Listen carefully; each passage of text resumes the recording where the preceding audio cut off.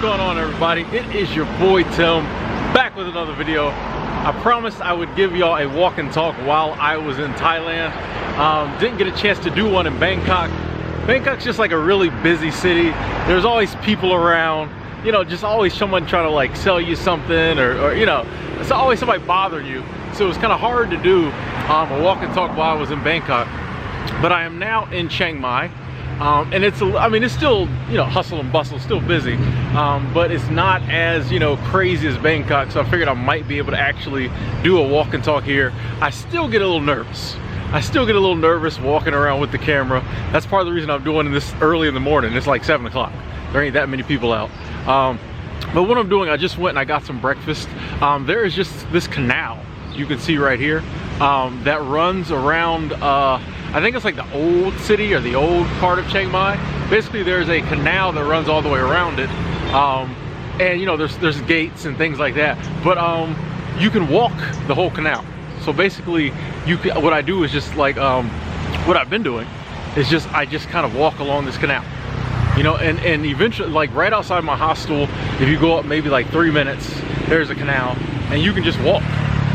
You know, and eventually, I haven't walked the whole thing. It is pretty long. Eventually, it'll bring me back to like my hostel. What I usually do is I'll walk for like an hour and I'll turn around.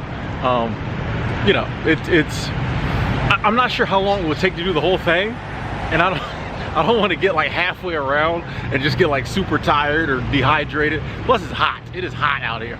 I don't want to get like halfway around and like pass out, and nobody know where to take me. I gotta cross the road here. There's an art to crossing the road here. Everybody just kind of walks, and the cars just don't hit you. Usually, I did see like 2 accidents though. Usually the cars won't hit you, but sometimes they might.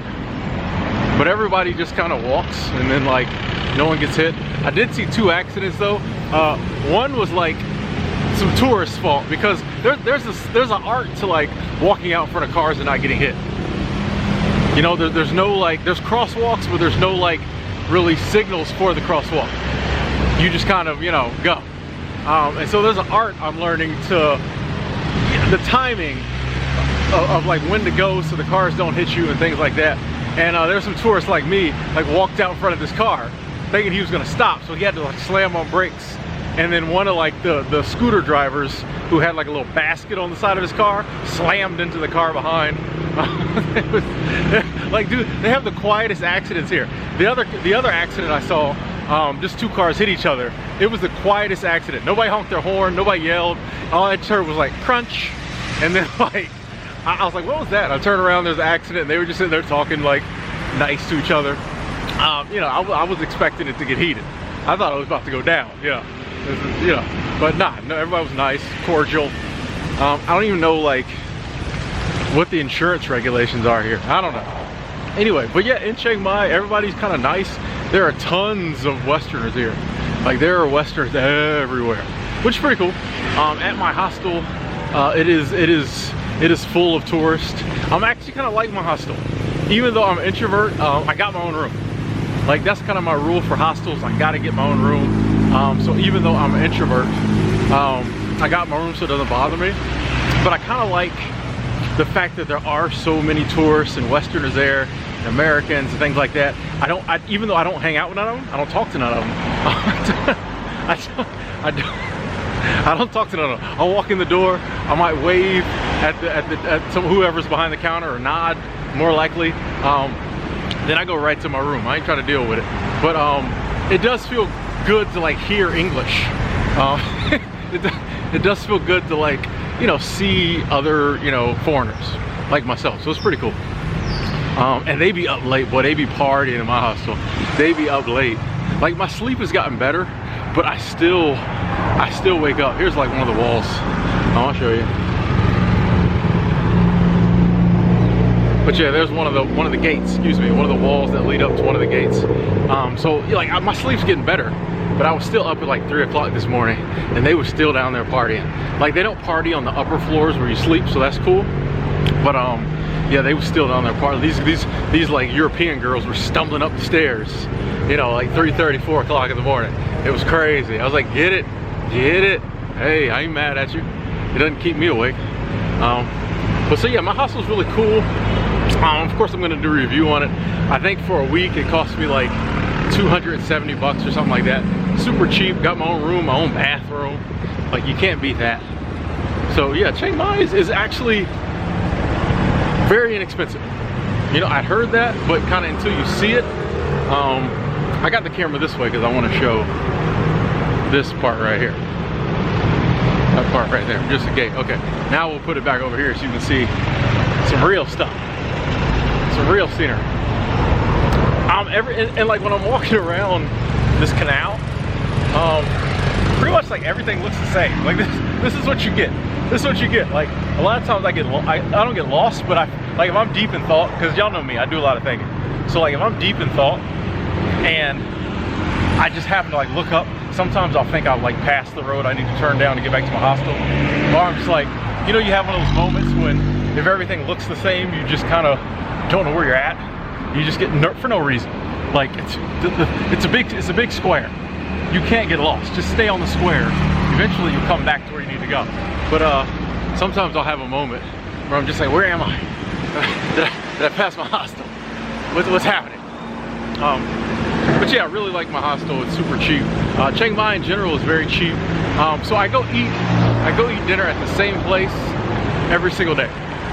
I go eat dinner at the same place every single day because once again, if you listen to my talk I did on Bangkok, as an introvert, as someone with a little social anxiety, it's hard for me to like try new things if I can't, you know, it just is. Part of the reason I'm so boring and I eat chicken wings all the time. It's because I know I like chicken wings. Like, it's just hard for me to try new things, especially even back home. It's hard for me to go in new restaurants.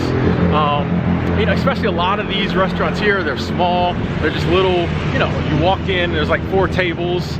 You know, it's like a family mom and pop joint. Those places like that are hard for me because I don't know what to expect in there. You know, I need, you know, the place I go eat is wide open. It's a little more modern, but it's still super cheap. Like, I get the fried rice every single night. They send the same dude to serve me, and I love it. Like, cause we never speak.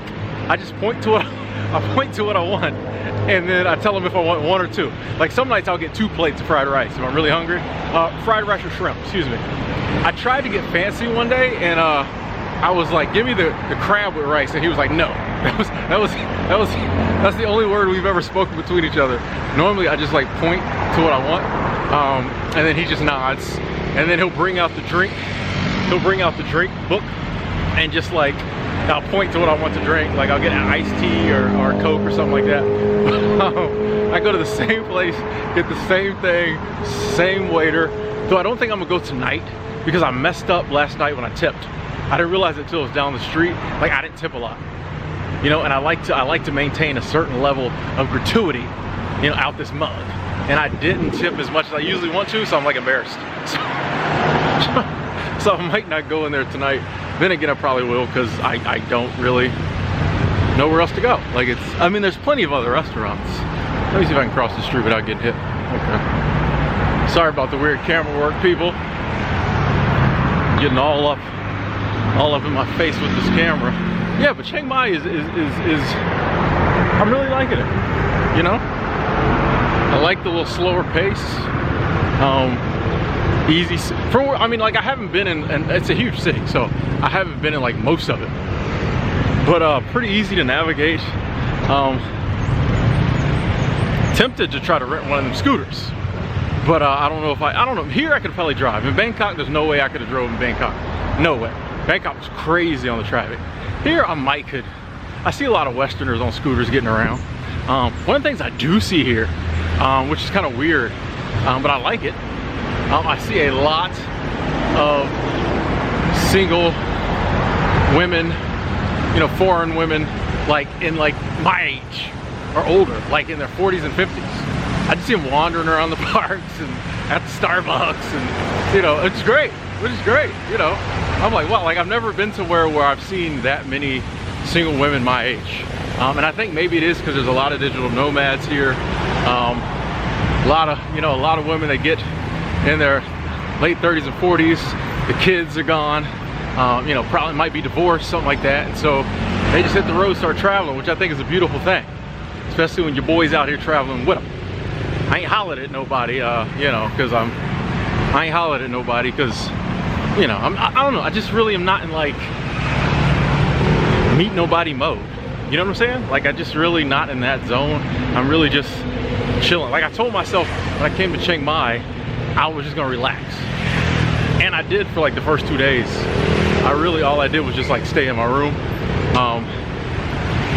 Slept a lot. I finally caught up on my sleep, I think. My sleep is still a little off, but I think I'm caught up on it. But like, yeah, I'm just chilling here in Chiang Mai. Like, I just really not in like holler at nobody, meet nobody mode. Like, what'd be the point? You're gonna leave in a couple days. I can see the allure of that, but I'm just not in that space right now. You know what I'm saying? Like, I don't know.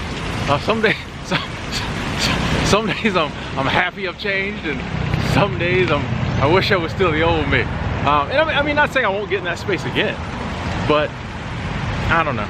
But it is cool to see, you know, a lot of prospects, especially in my line of work, seasonal work. You don't get a lot of prospects my age. Oh boy, another street to cross. I'm telling you, man, crossing these streets is difficult. Because like some cars will stop, some won't. You just gotta kind of go when you can go. Let's go for it. Let's go. Made it.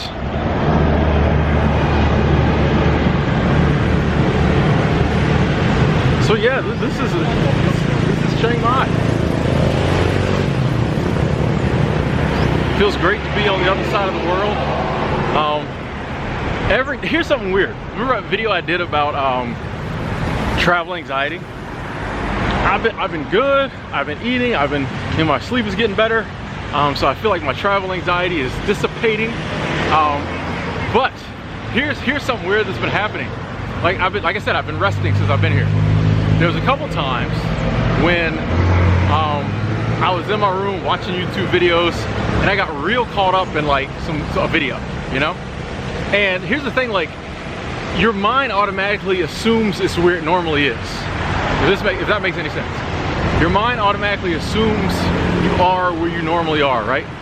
So like for the past, I don't know how many months, I've been in Montana. So if I get deep in a YouTube video and then I like come out of it into like reality, my mind thinks it's in Montana for that split second. And then I realize, oh, I'm in Bangkok. And like for some reason, that's been giving me like little tiny like anxiety tremors. I wouldn't say anxiety attack, panic attack, none of that. But for some reason, like my anxiety just spikes real quick. And I'm like, other side of the world. But then like after it goes away after a few seconds and I'm fine.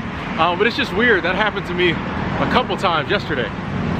Just like out of nowhere, it was the same thing every time. There was a video, and when I came out the video, I just realized where I was at. So that's kind of weird. Kind of things you have to deal with, but it makes a great story. You see those red trucks that keep going by? Those are like the cabs here. I'll point one out when another one comes by. Those are like the cabs here, and they're always trying to give me a ride.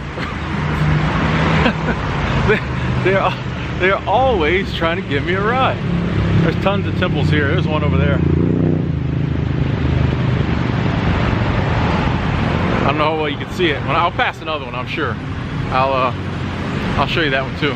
But yeah, they're always like slowing down and honking at me. At first I thought it was like the ladies honking. I'm like, hey. It's like old dudes in cabs.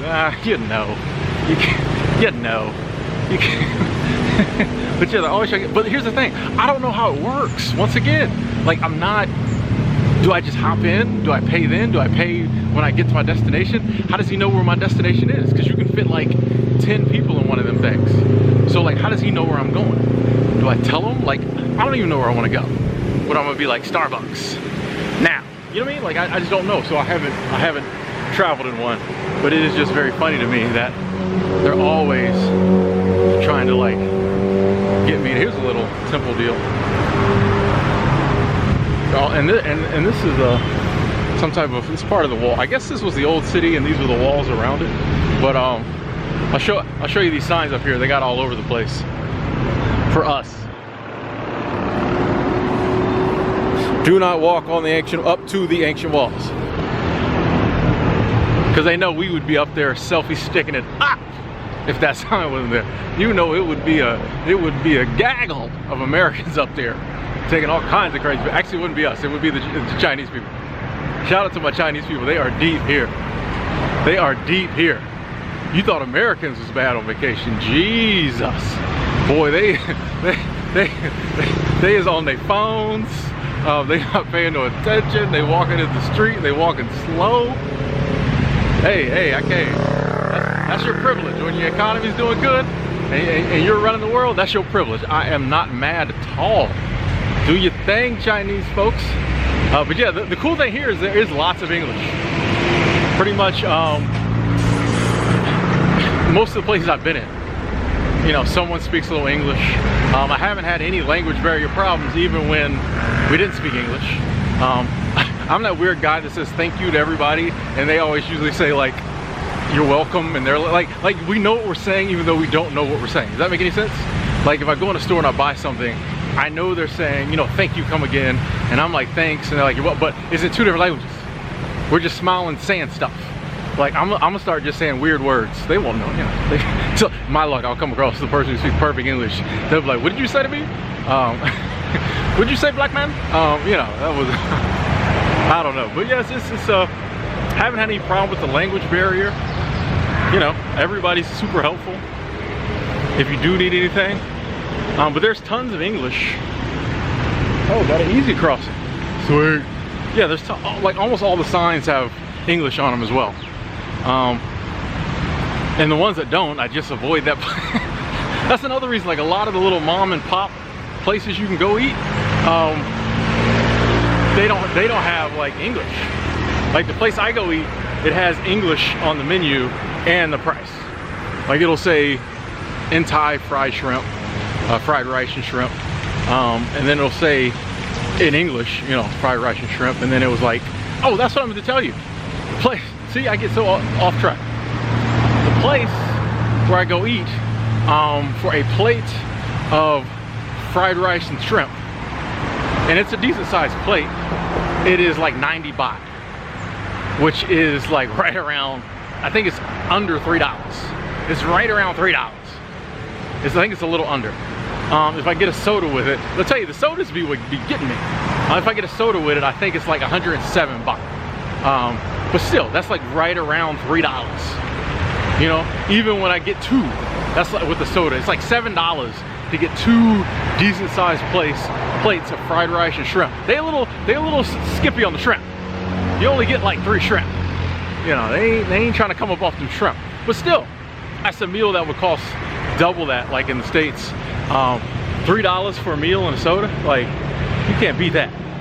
They better be glad I can't, you know, I'm scared to go in some of these other restaurants because of my anxiety, or your boy would be your boy would be eating all the time. I would just be stopping at every restaurant. I already stop at every 7-Eleven and get some water. I actually got some milk today. Hadn't drank milk in a long time. I think I came to a revelation as far as like some of my stomach issues. For one thing, this Thai coffee is kicking my butt. Like their coffee's strong, buddy.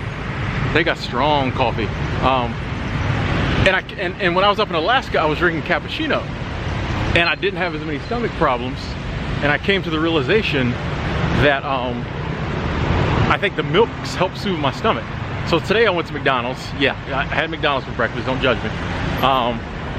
And even that was like the big breakfast and a coffee was only like $5. But my stomach was kind of, you know, I was sitting there watching people play with the pigeons, and my stomach was on gurgly gook. So I went to the 7-Eleven because I stop at like every 7-Eleven and get like water usually, and maybe like a small soda, and every now and then I'll buy some of the snacks. I'm gonna do a 7-Eleven haul of some snacks for y'all here directly. But I stop in all the 7-Elevens and get a water. I got a milk today. I got a milk, drank it. My stomach's actually feeling pretty good. So I might have discovered something. Might have been that coffee that's been bothering me this whole time. Because I just drink my coffee straight up black. I don't put no cream and sugar. Maybe I should start. But yeah, if I could read Thai, I'd be eating all the time. I wouldn't just be stopping in the 7-Elevens I'd be stopping in, you know, all the places. So yeah, 7-Eleven, yeah, is everywhere here. They definitely got a monopoly on the convenience store market. Like, I've seen one other convenience store, like a Handy Mart or something weird. But it was huge. But there's these little bitty 7-Elevens everywhere, which is cool, because you go in there and they have a digital register, so I don't have to, you know. I bought some chicken wings from the lady on the street, and she was like 4. So I'm like, for what? It was 40 baht, but like, she didn't say 40. She was just like 4. I thought I got away with a steal. So she gonna give me this chicken for like 2 cents?